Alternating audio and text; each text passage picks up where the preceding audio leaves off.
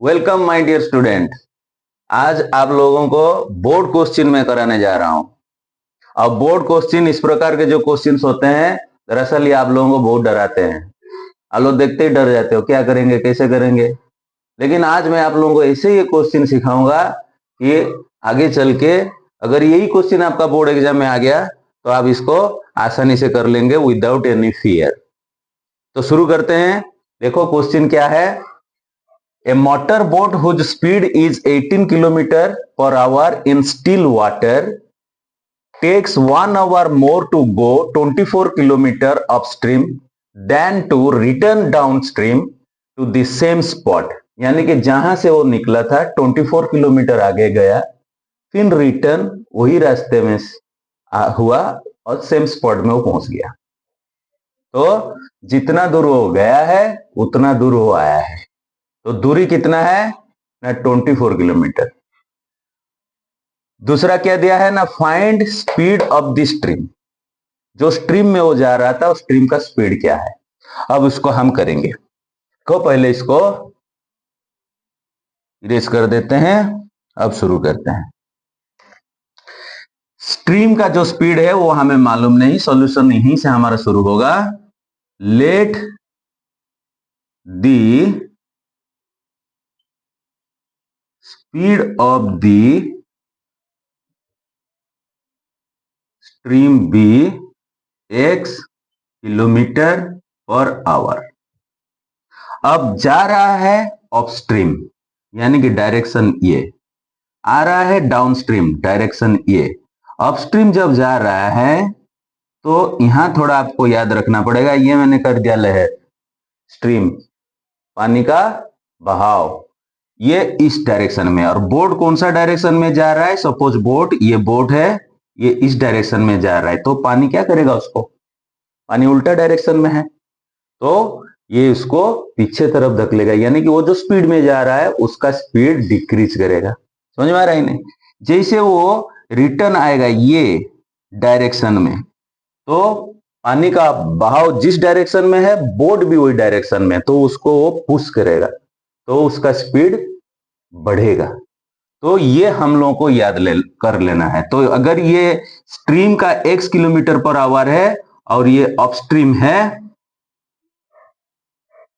तो स्पीड क्या होगा उसका ना, 18 minus x kilometre per our.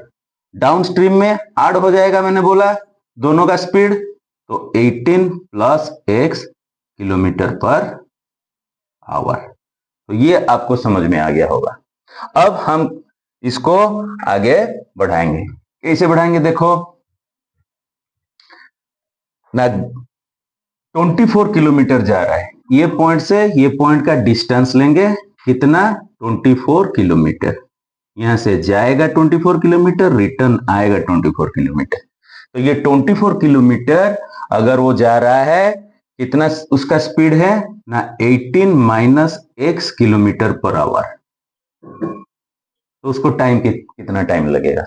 और आ रहा है तो उसका स्पीड क्या हो जाएगा ना, 18 plus x kilometre per our. तो उसको कितना टाइम लगेगा।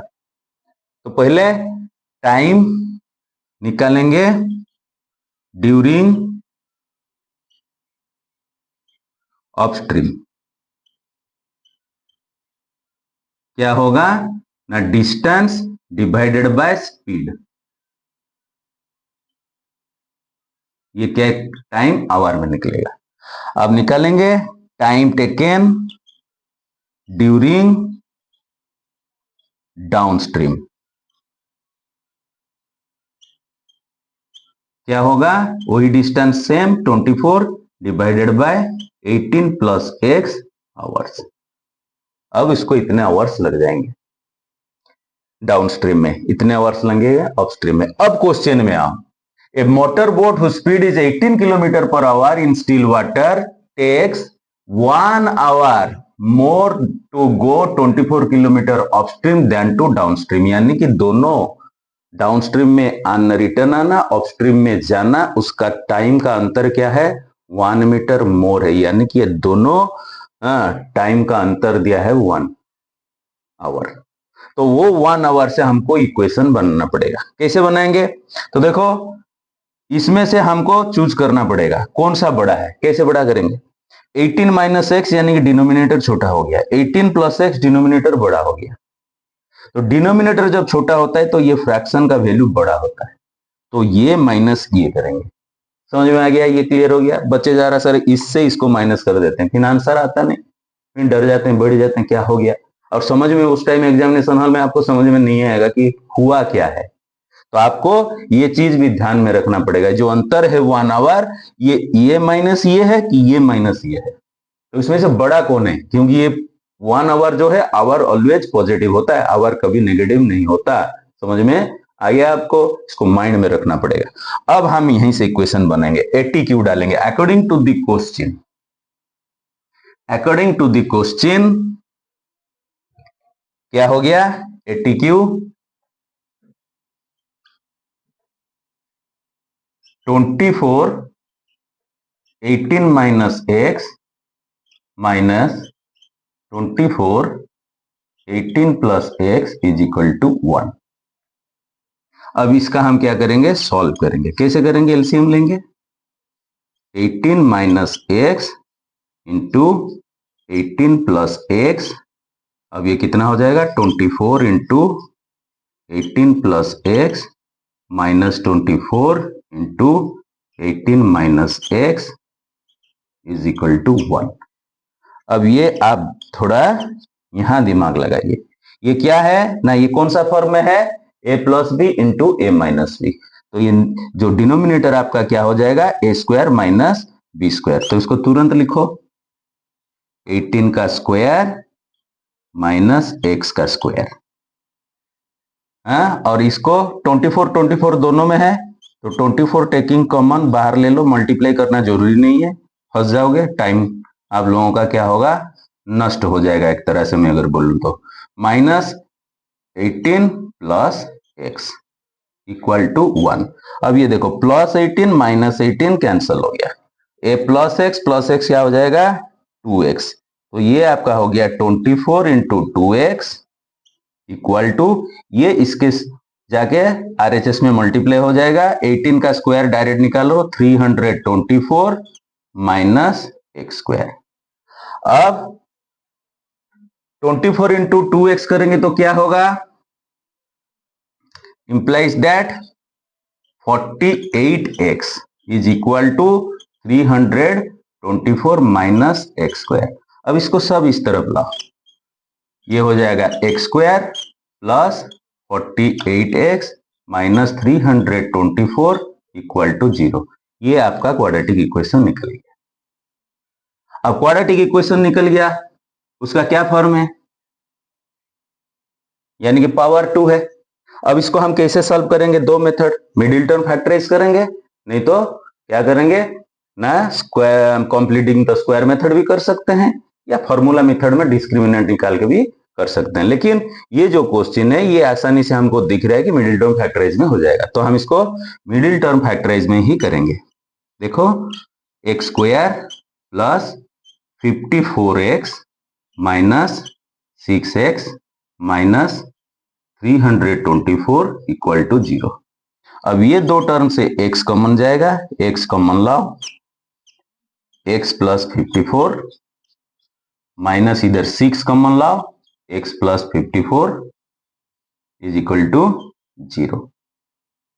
implies that x plus 54 into x minus 6 equal to 0। अब ये दो फैक्टर्स जो निकल गए, इसको 0 के साथ इक्वेटिंग करो, क्या आएगा?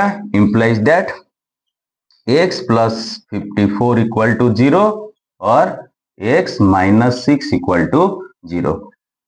implies that x is equal to minus 54 और x जो है वो क्या है? आपका स्पीड है। स्पीड कभी नेगेटिव होगा नहीं, x इज इक्वल टू 6, तो ये जो है ये इम्पॉसिबल है। तो आंसर होगा x is equal to 6 kilometre per hour. अब आपको समझ में आ गया होगा, आसान लगा कि नहीं? तो इसमें जो जो चीज आपको बारीक से देखना पड़ेगा वो चीज क्या है ना, अपस्ट्रीम में जब जा रहा है तो आपका स्पीड घटेगा, डाउनस्ट्रीम में जब आ रहा है आपका स्पीड बढ़ेगा। और ये जो अंतर 1 आवर है ये मेजर रोल प्ले कर रहा है, इसीलिए आपको देखना पड़ेगा जब हम टाइम निकालते हैं तो डिस्टेंस बाई स्पीड करते हैं, तो उसमें से किसको हमको बड़ा किसको छोटा लेना है। अगर ये तीन फैक्टर है, इसको अगर आप समझ लेंगे तो ये डाउनस्ट्रीम अपस्ट्रीम वाला सवाल आप आराम से कर पाएंगे। ओके, अब नेक्स्ट क्वेश्चन में चलते हैं। सेकंड क्वेश्चन ट्रिगोनोमेट्री से लाया हूं, बहुत इंपॉर्टेंट क्वेश्चन। 2019 में ये क्वेश्चन बोर्ड एग्जाम में आया था, दिल्ली बोर्ड।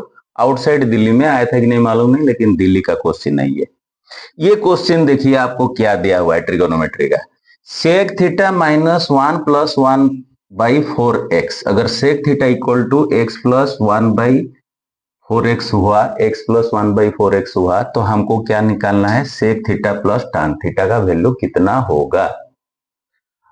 अब आप सोचोगे कि सेक थीटा का वैल्यू दे दिया है अलजेब्रा में, sec theta is equal to x + 1/4x, ये गिवन है।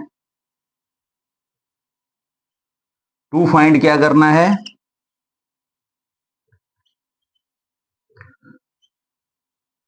Sec theta plus tan theta, यानी कि सेक थीटा अगर x + 1/4x हुआ तो tan थीटा पहले हमको निकालना पड़ेगा, सेक थीटा से tan थीटा निकालना पड़ेगा, फिर दोनों का वैल्यू डालना पड़ेगा, उसको सॉल्व करना पड़ेगा, उसका फाइनल इवैल्यूएशन होगा। अब देखो हम क्या करेंगे, गिवन को यूज करेंगे, आगे बढ़ेंगे। सेक थीटा से tan थीटा कैसे निकालेंगे, उसको निकालने के लिए हमको हमारे पास क्या फॉर्मूला है ना, sec square theta minus tan square theta is equal to 1 और sec square theta is equal to 1 plus tan square theta. ये फॉर्मूला को हम यूज करेंगे। तो ये फॉर्मूला यूज करने के लिए हमको क्या करना पड़ेगा ना, इसका स्क्वायर निकालना पड़ेगा, तो हम स्क्वायर निकालेंगे। समझ में आ रहा है कैसे हम आगे प्रोसीड करेंगे। कोई भी अगर सम हमको मिल गया है ट्रिगोनोमेट्री का, तो पहले हमको इसको आइडेंटिटी में जाना पड़ेगा। जो आइडेंटिटीज है वो आइडेंटिटीज, कौन सा आइडेंटिटी जिसके साथ फिट बैठेगा उसको पहले हमको चूज करना पड़ेगा, सिलेक्ट करना पड़ेगा, फिर जाके हम आगे बढ़ सकते हैं। तो हमने क्या चूज किया कि सेक थीटा अगर दिया हुआ है तो sec square theta minus tan square theta is equal to 1 होता है, तो sec square theta is equal to 1 plus tan square theta होता है। तो हम इसका स्क्वायर करेंगे तो इसको इसके साथ यूज करके हम tan स्क्वायर थीटा निकाल सकते हैं। तो वहीं से आगे बढ़ेंगे। अब मैं बढ़ रहा हूं, आप मेरे साथ साथ चलिए और मेरा चैनल को सब्सक्राइब करिएगा, लाइक करिएगा, शेयर करिएगा। आपका जो फ्रेंड्स हैं उनके पास जरूर शेयर करिएगा। आपके लिए भी जो बोर्ड देने वाले बच्चे आप लोग हैं, आपके लिए भी ये क्या होगा, हेल्पफुल होगा, उनके लिए भी हेल्पफुल होगा। हाँ, और सब्सक्राइब जरूर करिएगा, बेल आइकन बजाना भूलिएगा नहीं। अब देखो क्या हो रहा है, कैसे हो रहा है,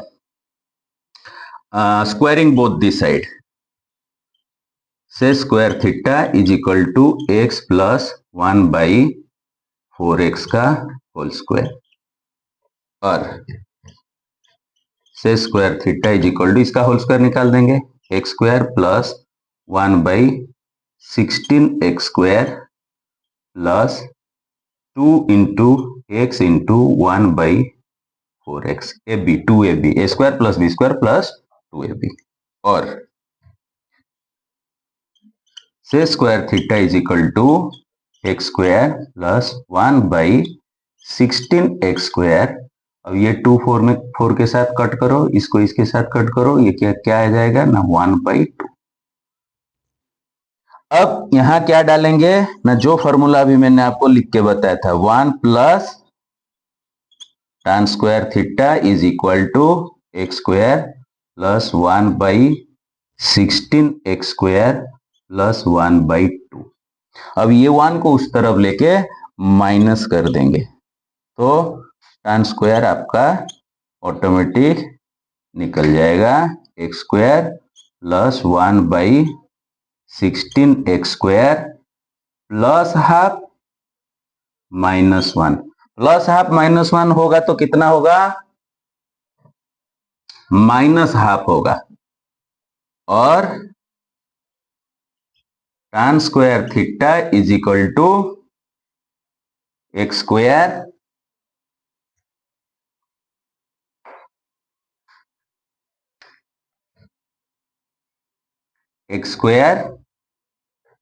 प्लस 1/16 x² माइनस 1/2। ये माइनस 1/2 है जो वो कहां से निकला था, 2ab टर्म से निकला था ये, तो ये भी 2ab टर्म है, तो ये क्या हो जाएगा आपका, tan square theta is equal to x minus 1/2 का होल स्क्वायर, सॉरी 4x का होल स्क्वायर। अब बोथ साइड्स रूट ओवर कर देने से क्या होगा, अंडर रूट कर देंगे। बोथ साइड अगर हम अंडर रूट कर देते हैं तो क्या होता है, हमें क्या मिलता है, tan theta is equal to x minus 1/4x।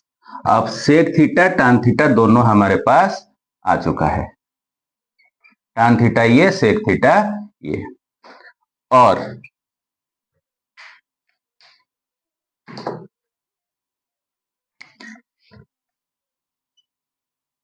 Sec theta plus tan theta is equal to, अभी दोनों को ऐड करो, x plus 1/4x plus x minus 1/4x, plus 1/4x minus 1/4x cancel, तो sec theta plus tan theta is equal to x plus x बचा 2x। ये आपका हो गया answer, sine sec theta plus tan theta का value. अब आपको समझ में आ गया होगा। इस प्रकार से धैर्य रखना पड़ेगा और बार बार प्रैक्टिस करना पड़ेगा। Practice make the man perfect. तो आप लोगों को अभ्यास जरूर करना पड़ेगा, अभ्यास करते रहिए, मेरे साथ जुड़ते रहिए, मैं आपको बताते जाऊंगा। Thank you very much.